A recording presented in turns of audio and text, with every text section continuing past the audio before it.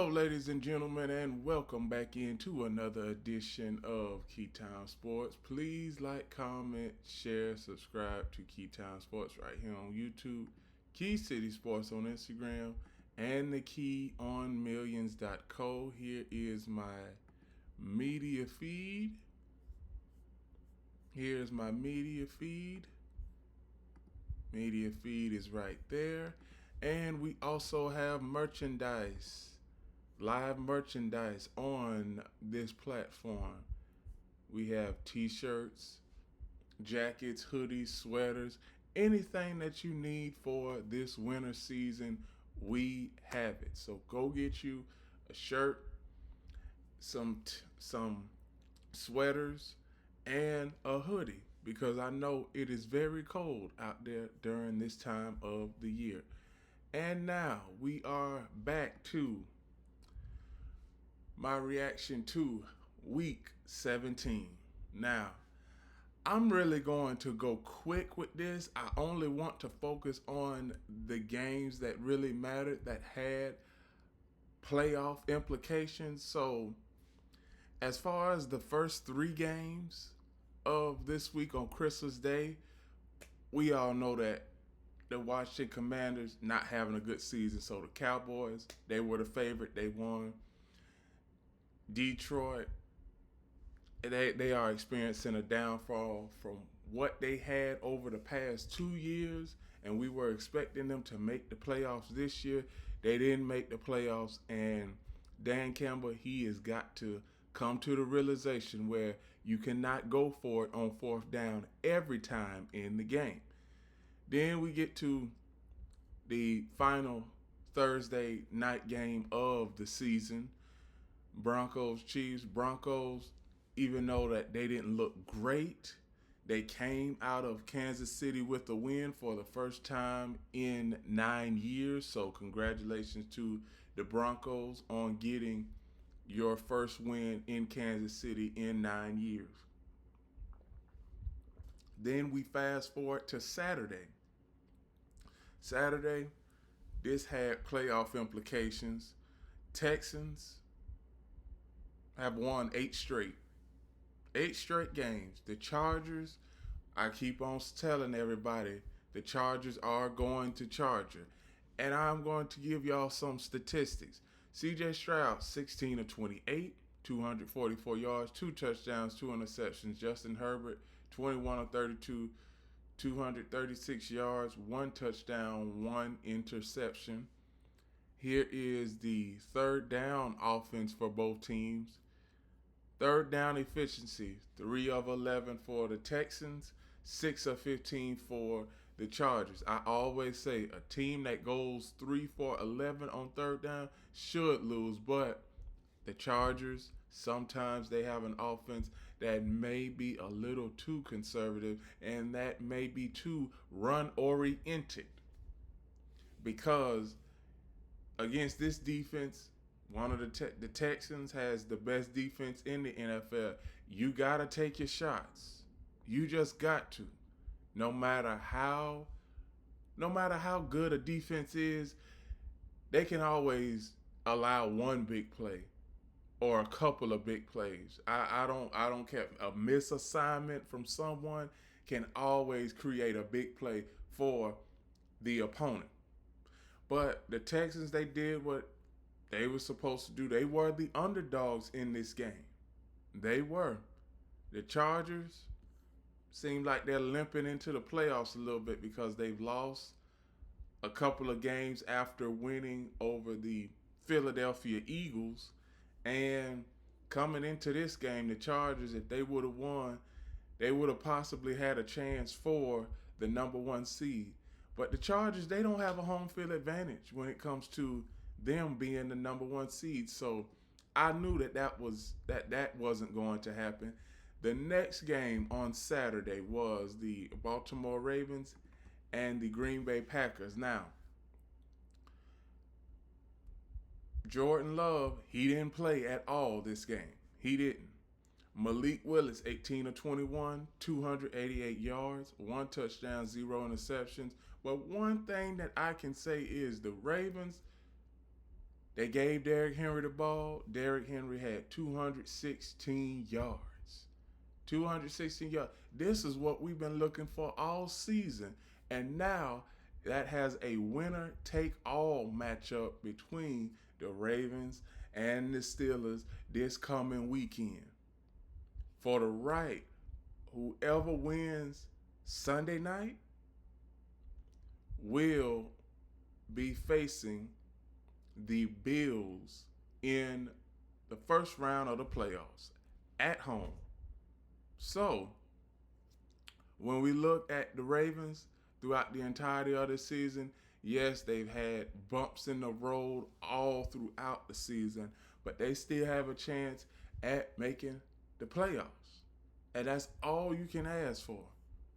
That's all you can ask for if you are a team like the Baltimore Ravens. When your season was dead in the water after week 6, and then all of a sudden Lamar Jackson comes back in week 9, you go on a little bit of a winning streak, and now over the past 3-4 games, you've had a couple slip-ups. But fortunately, the Steelers, they've lost a couple of games down the stretch too. Now it's a winner take all. And for the Green Bay Packers, they are at the 7th spot in the NFC. They can't go up, they can't go down, and they can't lose their playoff seeding. So if I'm the Packers, I'm just trying to rest for the playoffs. But what is the question? Is Jordan Love going to be able to start in the playoffs? Because we don't want to see Jordan Love go down. Because Jordan Love, he's been a decent quarterback, and when he gets into the playoffs, it seems like he shrinks. But now, me, I am a Jordan Love advocate. We need Jordan Love to take over in the playoffs, just like he did in that playoff game versus the Cowboys a couple of years ago. He took over that game, and there was just no stopping him. No stopping him. So that's all I have to say for the Ravens and the Packers. The next game I'm going to cover, Cardinals-Bengals, didn't really have any playoff implications, so I'm not going to get too much into that. But the Bengals, offensively, they did have a good day. They scored 37 points. Steelers-Browns. Steelers, they missed their chance at possibly winning the AFC North a week earlier, because after they lost this game, they have to play the Ravens on Sunday night. If they won over the Browns, they wouldn't have had to put all their eggs in one basket for the division on Sunday night. They didn't have to. They wouldn't have had to. So congratulations to the Browns on upsetting your arch rival your arch rival Pittsburgh Steelers. Saints and Titans. This was a good game. This was probably the best game of the weekend. But it really didn't have any playoff implications. Cam Ward, 21 of 40, 251 yards, 2 touchdowns, 0 interceptions. Tyler Shaw, 22 of 27, 333, 2 touchdowns, 0 interceptions. Is Tyler Shaw the quarterback for the Saints in the future? Well, the franchise quarterback for the Saints? Who knows? If he keeps having his stats look like that, the Saints, they may have their quarterback of the future, their cornerstone quarterback for the future.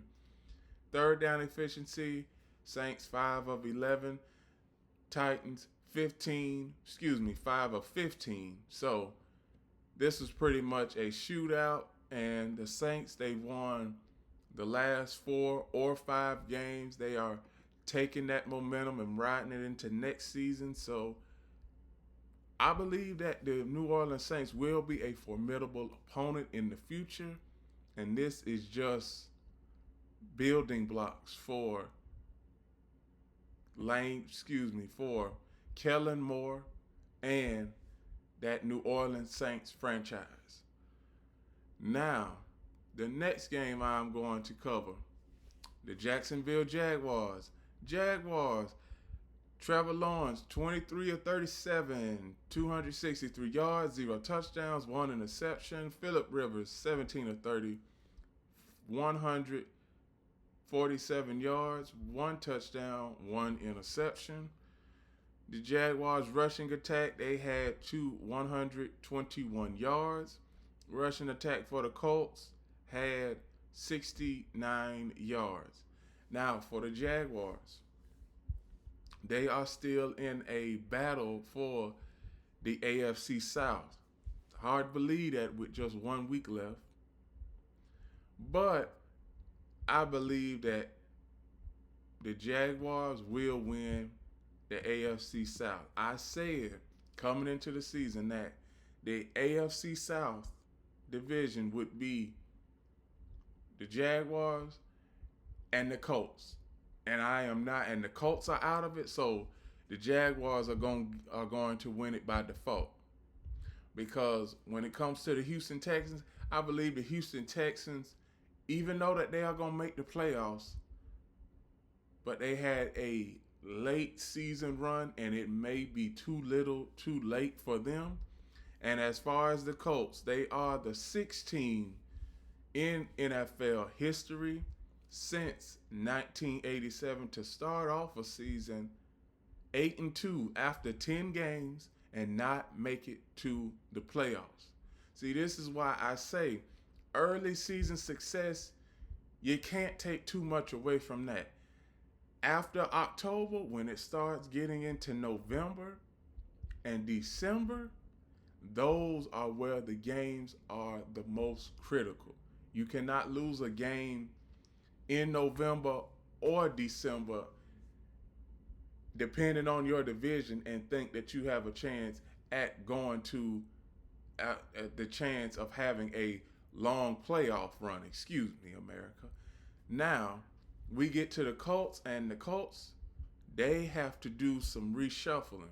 Do they want to start Riley Leonard going into next season? Will they bring Phillip Rivers back? They may. Now, when we get to the Jaguars, they are the 3rd seed right now, and all things are pointing to them staying in the 3rd seed. But one thing I can say is that Jaguars defense will be a tough outing for anybody. Jaguars offense, they are starting to get on the roll. I know Trevor Lawrence, he had that interception, but it really didn't determine the outcome of the game. It really didn't. And one thing I can say is that the Jaguars, the one season turnaround that the Jaguars have had is great for their franchise. It is, because this time last year, Jaguars, the sky was falling in Jacksonville. I was saying Jaguars need an organizational overhaul. They need a new head coach, new GM, a new everything. And now, look at it. What a difference a year makes. What a difference a year makes. The next game I'm going to cover is the Buccaneers and the Miami Dolphins. Miami was eliminated a couple weeks ago from their playoffs. So the Buccaneers, Baker Mayfield, 33-44, 346 yards, 2 touchdowns, 2 interceptions. Man, where have the Buccaneers gone? Because they were 6-1 after 7 games, and ever since then that they've been 1-8. 1-8. So I don't know what Buccaneers team is going to show up on Saturday when they play versus the Panthers. But like I said, now that game versus the Panthers and Buccaneers, that game is a toss-up to me because Panthers can come out and find a way to win that game, and the Buccaneers can come out and find a way to win that game. And one of these teams, they could probably wet the bed and give the other team the advantage and the momentum in the game. So you just never know. If you want to look at my predictions for Week 18, I did my prediction show yesterday. Go to my bio on YouTube. Go to Keytime Sports on YouTube and look at one of my recent videos for Week 18 of the NFL season. Buccaneers. Here's the scenario for the Buccaneers and Panthers. Win and you're in. The next game, Patriots-Jets. I am not going to cover this game because this game was over at halftime. So 42-10, Patriots 13-3. They have not lost a road game all season. Congratulations to the Patriots. Now, Seahawks-Panthers, this game had another playoff feel to it. 14 of 24, 54 yards, 0 touchdowns, 1 interception for Bryce Young. Sam Darnold, 18 of 27, 141 yards, 1 touchdown, 1 interception. This was a bad game on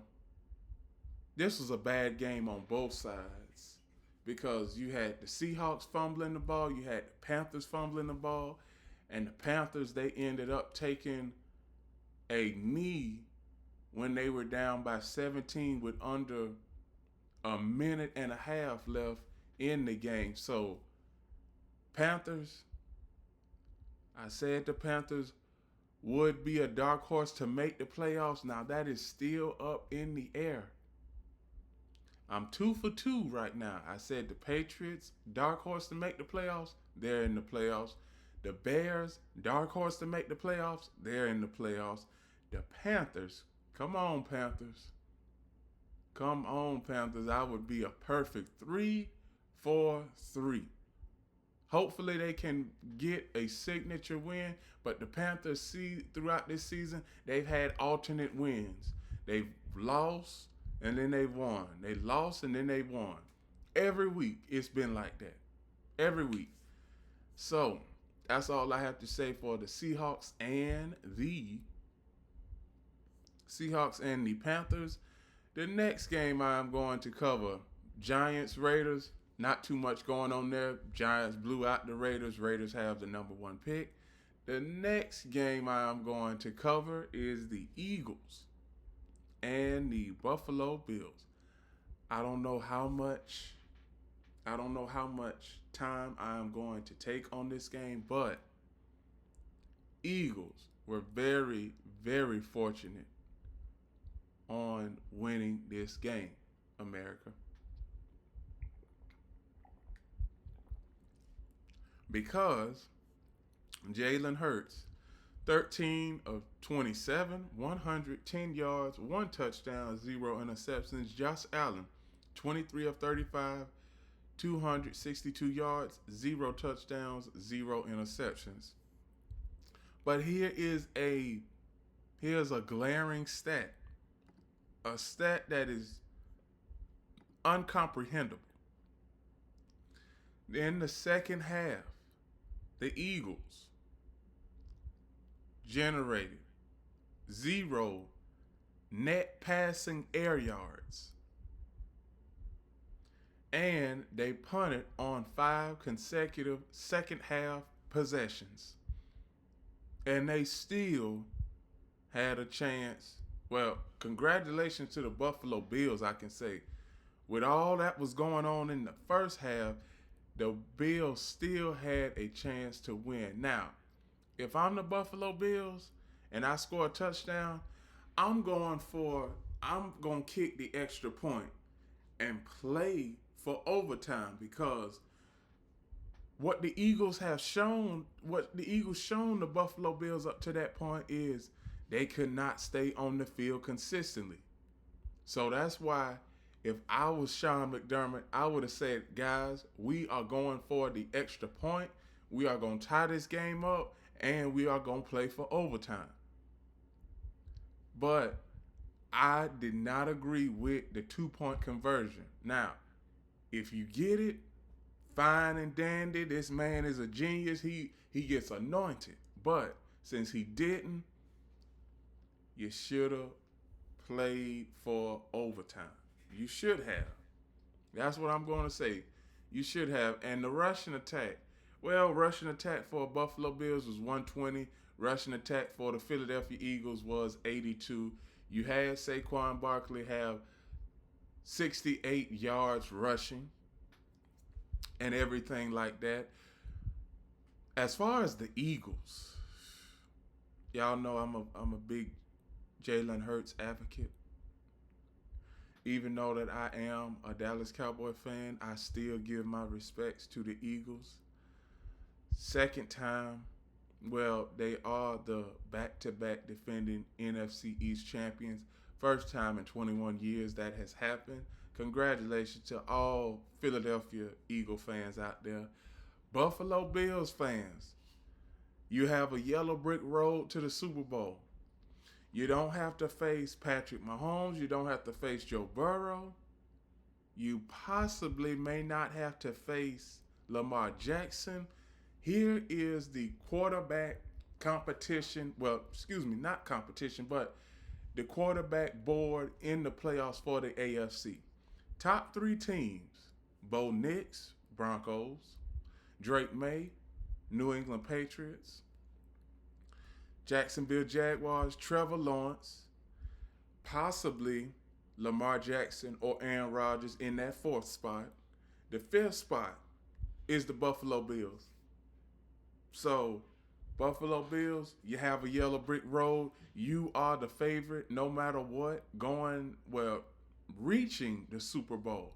But with the Buffalo Bills, reaching the Super Bowl is not going to cut it because, like I said yesterday, 4 times in the 90s, the Bills made it to the Super Bowl and lost every single year. So now, we are going to go to the next game, and this show was pretty quick. We are going to Sunday Night Football. Sunday Night Football, Bears versus the 49ers. This was a very, very entertaining game. Now, this was the best game of Week 16 because, as you can see, Caleb Williams, 25 of 42, 330 yards, 2 touchdowns, 0 interceptions. Brock Purdy, 24 of 33, 303 yards, 3 touchdowns, 1 interception. The rushing attack for the 49ers cracked 200 yards in the run game. Chicago Bears, 110. Now, as far as for the Bears, everybody, and I do mean everybody, they said at the start of the season that the Bears would be able to be a dark horse and make the playoffs. Everybody thought that the Bears, they needed time, but Ben Johnson, he has given Caleb Williams a blueprint. And I'm just going to say this. They better not let the NFC Championship game go to Chicago. Because if the NFC Championship game goes into Chicago, I have a feeling that the Bears will some way, somehow win the NFC Championship game in their backyard in Chicago. Because not a lot of teams are prepared to go into that type of cold weather around this time of the year. So the Bears, they are 11-5. They are going to the playoffs. 49ers, they are going to the playoffs. But only thing that's different with them is we don't know what seed they are going to be yet. If they win this weekend, they become the number 1 seed. and they don't have to leave Santa Clara at all, because Santa Clara is the host Super Bowl city. If they lose, they'll be the number 5 seed, and they'll have to go on the road and play one of the playoff teams to get back to their hometown and host the Super Bowl. So that's all I have to say for the Bears and the 49ers. The last game on the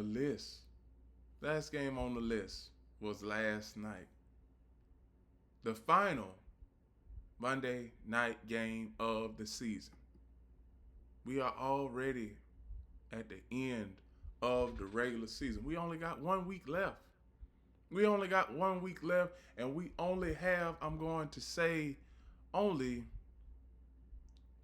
we only have 24 to 36 more hours in 2025, America. World, we only have 24 to 36 more hours in 2025. So, my final take for my reaction in week 17 is the Rams and the Falcons.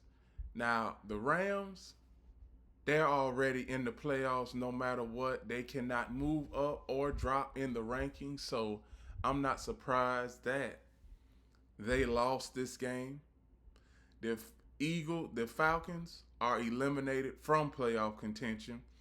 Kirk Cousins, 13 of 20, 126 yards, 1 touchdown, 0 interceptions. Matthew Stafford, 22 of 38, 269 yards, 2 touchdowns, 3 interceptions.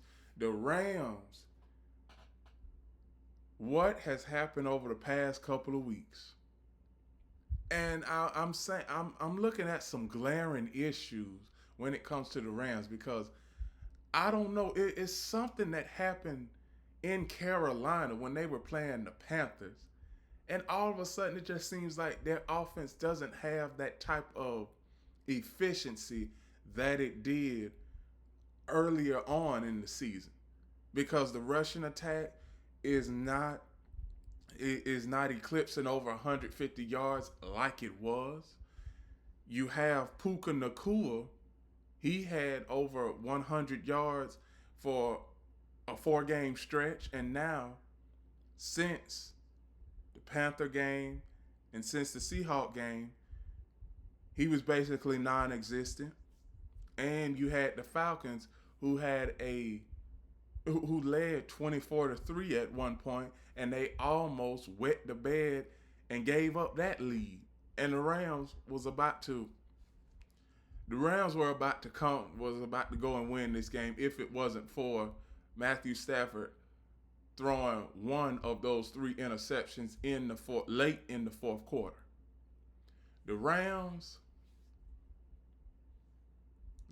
where they are at right now, they'll have to go on the road and play one of the higher ranked teams in the playoffs. I'm not so sure that the Rams can get a playoff win on the road. I may be wrong, but what I'm looking at right now, and I'm not taking nothing, and I'm not going to take anything from the Falcons, because they've been out of the playoff picture for a while. They have been. But the Rams, they have the playoffs at stake. They are already in the playoffs no matter what. But you want to have a good offense and a good defense going into the postseason. And the Rams, they're kind of like a punchless offense right now. They don't have any aggression. We already know that Sean McVay, and here's one thing that I want to say about Sean McVay. I believe Sean McVay has 2 different playbooks. He has a regular season playbook, and he has a postseason playbook. Now, regular season is about done, but he learned with John Gruden. Sean McVay did. He learned with John Gruden, and he also, when he first started, he also took He also was learning blueprints from Andy Reid. Now we all know that Andy Reid, he has different plays in the playoffs that he likes to run, different than the regular season. Now the Rams are 11-5. They are in the playoffs, and with that, those are my reactions to Week 17 in the NFL.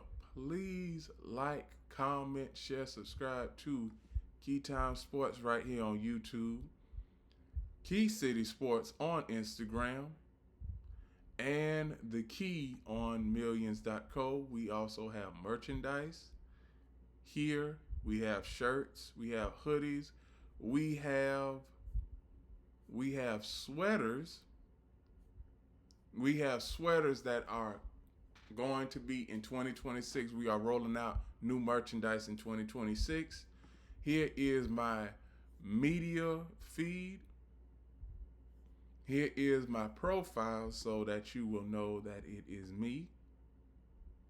And remember, everybody, one last thing. The key is always on time.